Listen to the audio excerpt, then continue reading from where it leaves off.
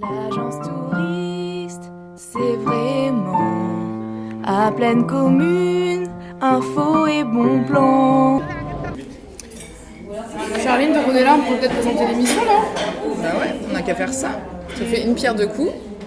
Ouais, puis comme ça, vous nous regardez manger, ça vous donne faim. Bienvenue dans la nouvelle émission de l'agence touriste. Aujourd'hui, nous allons vous présenter de nouveaux bons plans, événements, etc. Tu as quelque chose à rajouter? Oui, nous irons aussi à la rencontre de l'équipe du Grand Breton, restaurant où nous nous trouvons actuellement et où je viens de déguster cette délicieuse mousse betterave et tartare de hareng. C'est vrai qu'elle était bonne.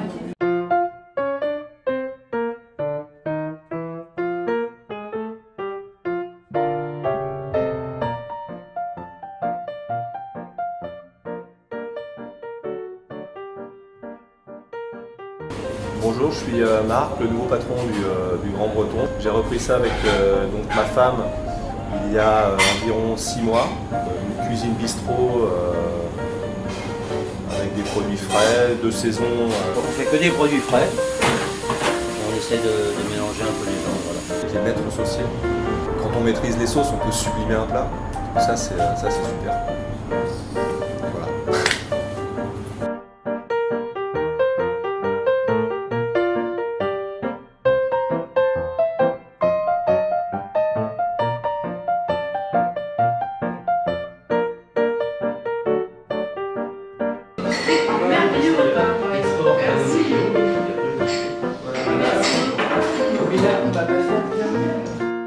À ton avis, Charline, quel sport va être présenté pour la première fois lors des Jeux Olympiques de Tokyo? Est-ce que c'est la plongée sous-marine, le char à voile ou le surf? Le surf.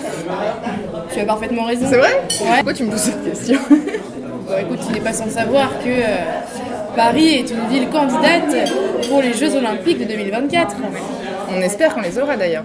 On espère qu'on les aura. Réponse le 13 septembre. Mais en attendant, il y a des choses qui sont faites pour un petit peu appuyer cette candidature. Et c'était le cas de la grande course du Grand Paris qui a eu lieu le dimanche 21 mai entre l'Hôtel de Ville de Paris et le Stade de France, en passant par plusieurs lieux du territoire. À pleine commune, nous sommes prêts.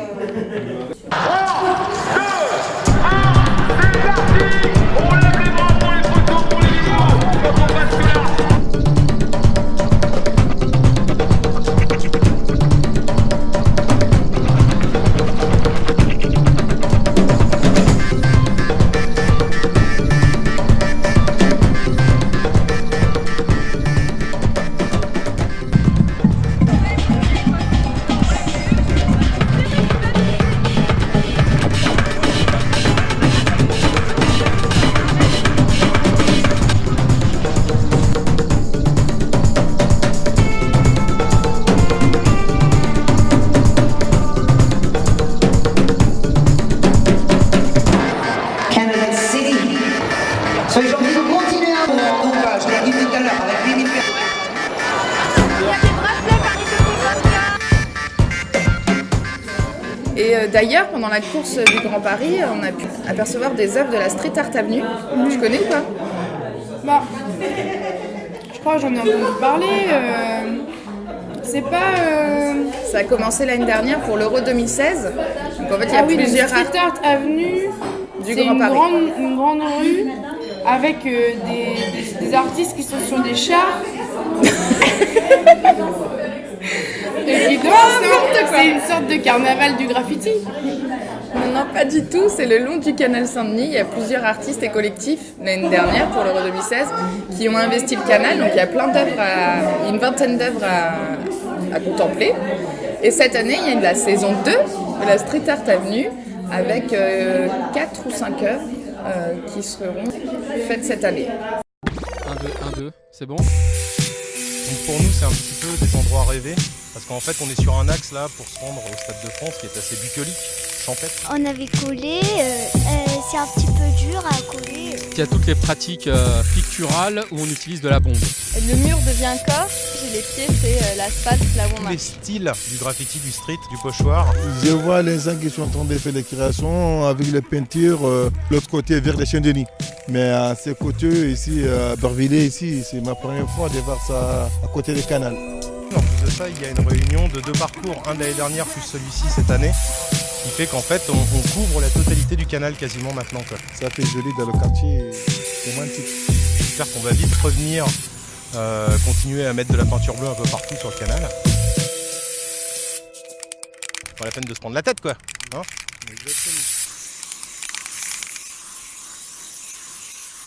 Et donc pour rester dans le thème des artistes, j'ai été voir une exposition à Saint-Ouen de Laura Bonnefou qui s'intitulait Périphérie intérieure. Tu sais, c'était pendant le mois de la photographie du Grand Paris. Ah oui.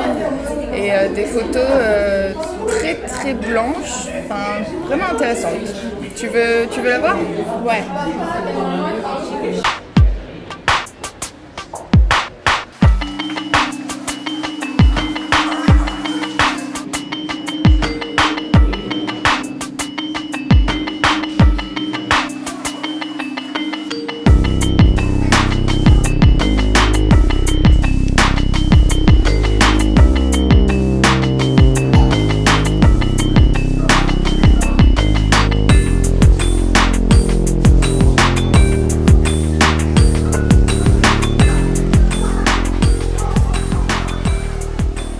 Donc je me présente, Laura Bonnefou, je suis photographe plasticienne. Je vis et travaille à Saint-Ouen et je présente une exposition dans le cadre du mois de la photo du Grand Paris. Une exposition qui s'appelle Périphérie intérieure. C'est un travail que j'ai réalisé en 2015 sur le territoire de Saint-Ouen et qui traite de manière poétique les changements du territoire, l'évolution du Grand Paris et de ce qui se passe après le périphérique, d'où aussi le titre Périphérie intérieure. C'est une manière plus abstraite, plus mélancolique de traiter le paysage. Et les photos de paysage sont d'ailleurs notamment en dialogue avec des personnages qui ont été photographiés. Donc voilà, c'est toute une histoire du paysage qui a été un petit peu remaniée, une sorte d'introspection du paysage.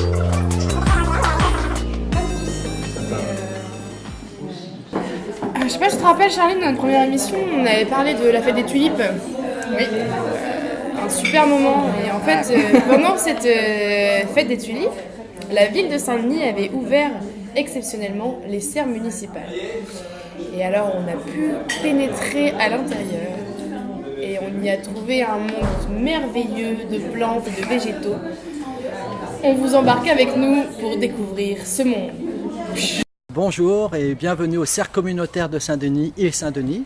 Alors, nous voici sur le centre de production où nous produisons plus de 200 000 plantes produites à l'année.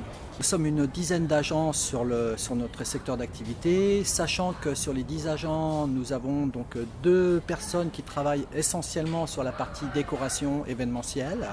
Alors, entre autres, là aujourd'hui, c'est la fête des tulipes, donc ils ont travaillé sur les décorations pour l'événement. Nous avons 2 agents qui, eux, travaillent exclusivement sur la partie secteur pédagogique, avec les écoles.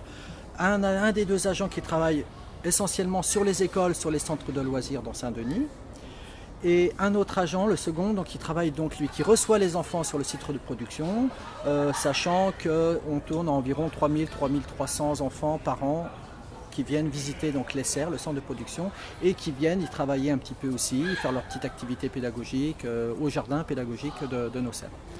Et le reste de l'équipe qui travaille, ma foi, sur le centre de production, sachant qu'il ne s'agit pas simplement de les arroser, mais il faut aussi les semer, les bouturer, les diviser. Voilà, c'est tout un travail de la production. Nous n'avons plus aucun pesticide d'utiliser dans notre service. Aucun traitement n'existe depuis longtemps. Nous travaillons ce qu'on appelle la protection biologique intégrée, c'est-à-dire exclusivement avec des auxiliaires de culture. Alors, concernant le centre de production, la surface globale est de 9500 m². Cette serre dans laquelle nous produisons exclusivement des plantes annuelles et des plantes bisannuelles, elle fait 2000 m². Le reste du centre de production, ce sont des serres en verre qui font 1000 m². Je vous laisse, hein, moi j'ai une crêpe à finir. Donc on vous dit au mois prochain pour une nouvelle émission de L'agence touriste, c'est vraiment en pleine commune, info et bon plan avec l'agence touriste. Osez franchir le périph'. Ça donne envie. Je crois qu'après, Elle est trop bonne la crème. la crème ou la crème? Bah les deux.